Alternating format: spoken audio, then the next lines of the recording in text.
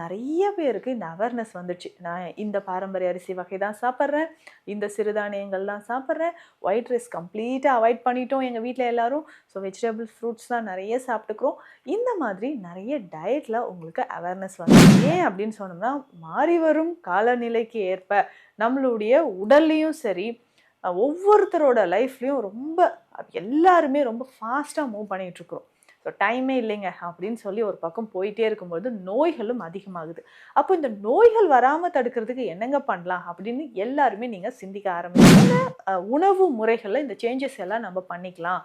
அப்படி பண்ணும்போது நம்ம நோய் இல்லாமல் நெக்ஸ்ட் ஜென்ரேஷன் இருக்கிறவங்களும் ரொம்ப ஹாப்பியாக இருக்கிறதுக்கு இது தாங்க ஒரே வழி அப்படின்னு சொல்லிட்டு நீங்கள் நிறைய பேர் நம்மளுடைய பாரம்பரிய அரிசி வகைகள், சிறுதானியங்கள் எல்லாமே சாப்பிட்டுட்டு இருக்கீங்க. நம்ம சேனல்லையும் நிறைய பதிவுகளில் பார்த்தீங்கன்னா இந்த பாரம்பரிய அரிசி வகைகளை பற்றியும், அதில் எப்படி நம்ம ஃபுட்டெல்லாம் ரெடி பண்ணலாம், இல்லை மில்லட்ஸ் வகைகளில் என்னென்னலாம் சாப்பிட்டா நமக்கு நல்லது எல்லாமே நம்ம பார்த்துட்டு வரோம்.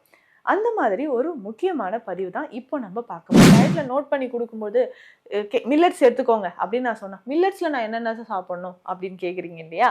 ஸோ அவங்களுக்கு எல்லாமே நான் நோட் பண்ணி தரேன். அதே மாதிரி இந்த பாரம்பரிய அரிசி வகைகள் எது வேணாலும் எடுத்துக்கோங்க. இல்லை அதில் நான் என்ன சாப்பிட்ணுன்னு எனக்கு சொல்லுங்க அப்படின்னு கேட்குறீங்க இல்லையா? வெல்கம் டு நித்யாஸ் வாரம், where ancient Siddha tradition meets modern healing. Experience the difference. வரம் நேயர்களுக்கு வணக்கம். நான் டாக்டர் நித்யா, சித்தா ஃபிசிஷியன். இந்த பதிவில் நம்ம என்ன பார்க்க போகிறோம்? முக்கியமான ஒரு உணவு முறை தாங்க. சித்தர்கள் நமக்கு சொன்னது உணவே மருந்து.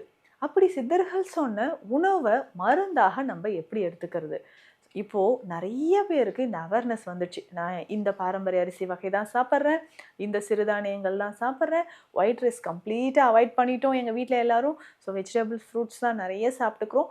இந்த மாதிரி நிறைய டயட்டில் உங்களுக்கு அவேர்னஸ் வந்திருக்குங்க. ஏன் அப்படின்னு சொன்னோம்னா, மாறி வரும் காலநிலைக்கு ஏற்ப நம்மளுடைய உடல்லையும் சரி, ஒவ்வொருத்தரோட லைஃப்லேயும் எல்லாருமே ரொம்ப ஃபாஸ்ட்டாக மூவ் பண்ணிகிட்ருக்குறோம். ஸோ டைமே இல்லைங்க அப்படின்னு சொல்லி ஒரு பக்கம் போயிட்டே இருக்கும்போது நோய்களும் அதிகமாகுது. அப்போ இந்த நோய்கள் வராமல் தடுக்கிறதுக்கு என்னங்க பண்ணலாம் அப்படின்னு எல்லாருமே நீங்கள் சிந்திக்க ஆரம்பிச்சா இந்த உணவு முறைகளில் இந்த சேஞ்சஸ் எல்லாம் நம்ம பண்ணிக்கலாம். அப்படி பண்ணும்போது நம்ம நோய் இல்லாமல் நெக்ஸ்ட் ஜென்ரேஷன் இருக்கிறவங்களும் ரொம்ப ஹாப்பியாக இருக்கிறதுக்கு இது தாங்க ஒரே வழி அப்படின்னு சொல்லிட்டு நீங்கள் நிறைய பேர் நம்மளுடைய பாரம்பரிய அரிசி வகைகள், சிறுதானியங்கள் எல்லாமே சாப்பிட்டுட்ருக்கீங்க. ஸோ நம்ம சேனல்லையும் நிறைய பதிவுகளில் பார்த்தீங்கன்னா இந்த பாரம்பரிய அரிசி வகைகளை பற்றியும், அதில் எப்படி நம்ம ஃபுட்டெல்லாம் ரெடி பண்ணலாம், இல்லை மில்லட்ஸ் வகைகளில் என்னென்னலாம் சாப்பிட்டா நமக்கு நல்லது எல்லாமே நம்ம பார்த்துட்டு வரோம். அந்த மாதிரி ஒரு முக்கியமான பதிவு தான் இப்போ நம்ம பார்க்க போகிறோம். அதாவது இந்த சம்பா அரிசி இருக்குது பார்த்தீங்களா, அதில் சில வகைகள் இருக்குங்க. இப்போ நம்ம பார்க்கக்கூடிய இந்த அரிசி வகை நிறைய பேருக்கு தெரியாமல் இருக்கலாம். ஆனால் இது ரொம்ப முக்கியமானது. யார் யாரெல்லாம் இது எடுத்துக்கலாம்? கண்டிப்பாக வெயிட் லாஸ் பண்ணுறதுக்கு.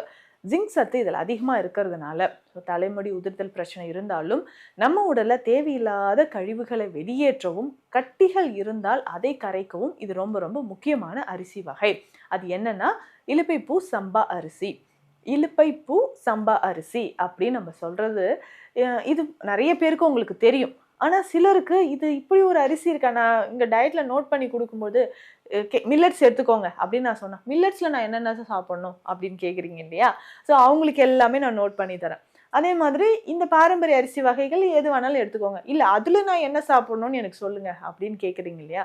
அவங்களுக்கு நான் இந்த இலுப்பைப்பூ சம்பா அரிசின்னு எழுதி கொடுத்தா, இப்படி ஒன்று இருக்கா, எனக்கு தெரியாதே, அது என்னது அப்படின்லாம் கேட்குறீங்க. ஸோ அந்த இலுப்பைப்பூ சம்பா அரிசி அப்படின்னு சொல்கிறது, நீங்கள் இப்போ பாரம்பரிய அரிசி வாங்கிட்டு இருக்கீங்கன்னா அந்த ஷாப்லேயே கேளுங்க, கண்டிப்பாக கிடைக்கும். ஸோ இந்த அரிசியை நம்ம யாரெல்லாம் பயன்படுத்தலாம்? குழந்தைகள்லேருந்து பெரியவர்கள் வரைக்கும் எல்லாருமே பயன்படுத்தலாங்க.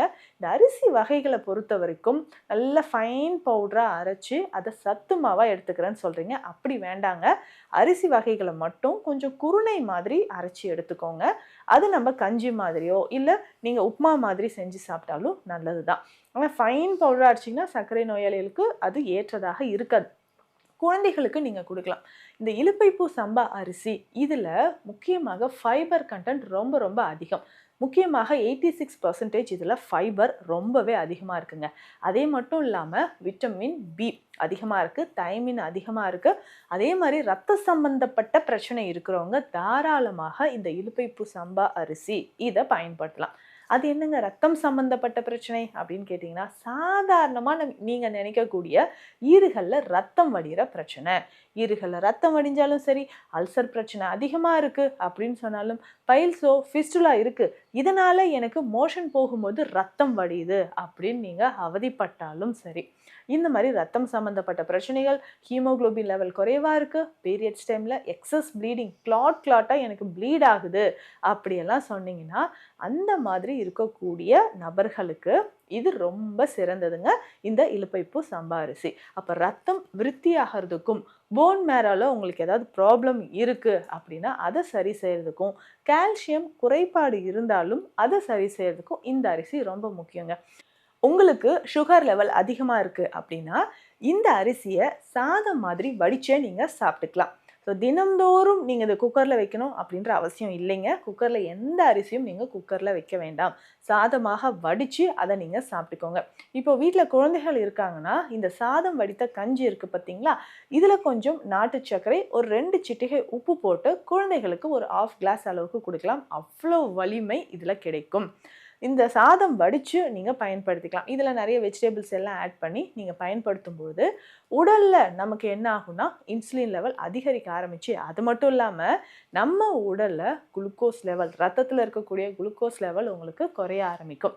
நீண்ட நாளாக மூட்டு வலி இருக்குன்னா இந்த இலுப்பைப்பூ சம்பா அரிசியை நீங்கள் பயன்படுத்தலாங்க.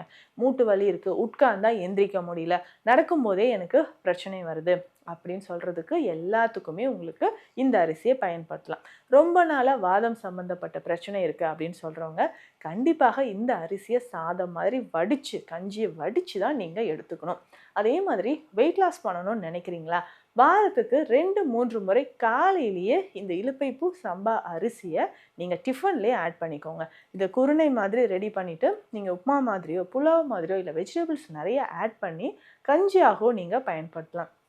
அப்படி எடுக்கும்பொழுது நமக்கு ஈஸியாக வெயிட் லாஸ் ஆகும், உணவும் நல்லாவே செரிமானம் நடந்துருங்க. உங்களுக்கு கான்ஸ்டிபேஷன் இருக்கா, அதற்குமே இதை பயன்படுத்திக்கலாம்.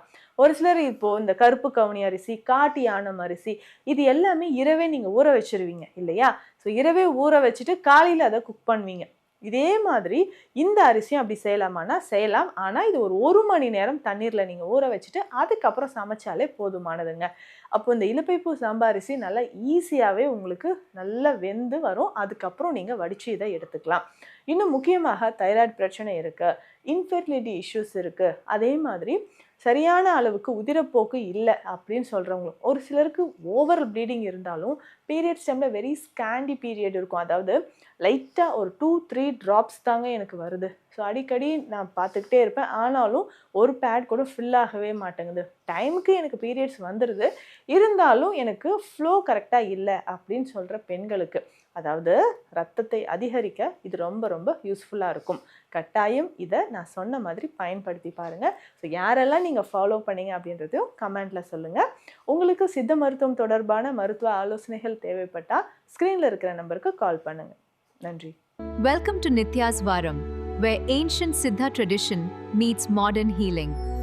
Experience the difference.